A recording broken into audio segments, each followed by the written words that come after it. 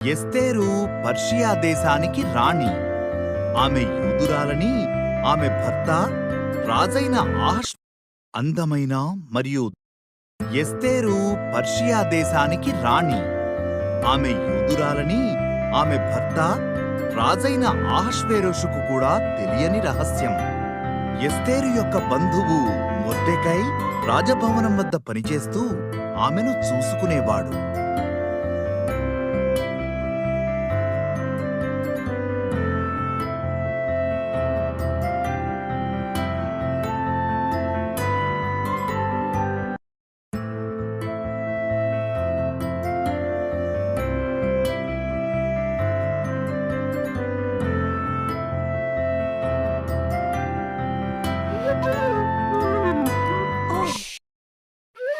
హామాను అనే వ్యక్తి అహష్వేరోషుకు సలహాదారు.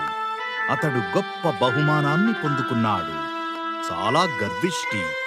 మొర్దెకై తప్ప అందరూ తనకు వంగి నమస్కరించేవారు. హామానుకు అది అవమానంగా ఉంది. మొర్దెకైని మరియు యూదులందరినీ చంపాలని అతను ఒట్టు పెట్టుకున్నాడు.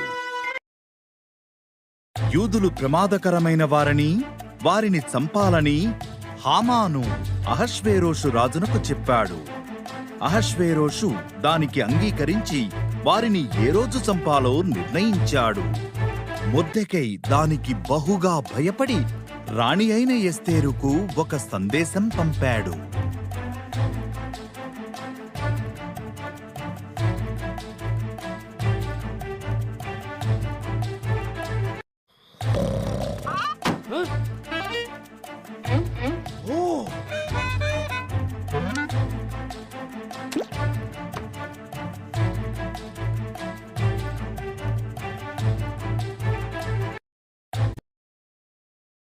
రాజు మనస్సును మార్చు అన్నాడు మొర్దెకై. ఆయన ఆహ్వానం లేకుండా అక్కడికి వెళ్తే నన్ను చంపించవచ్చు అని బదులిచ్చింది ఎస్తేరు. ఒకవేళ దీనికోసమే నీవు రాణివయ్యావేమో అన్నాడు మొర్దెకై.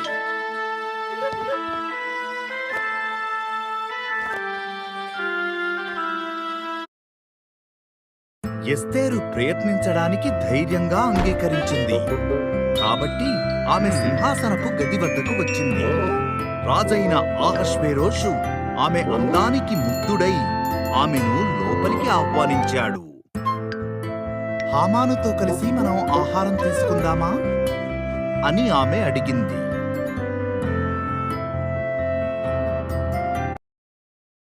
హామాను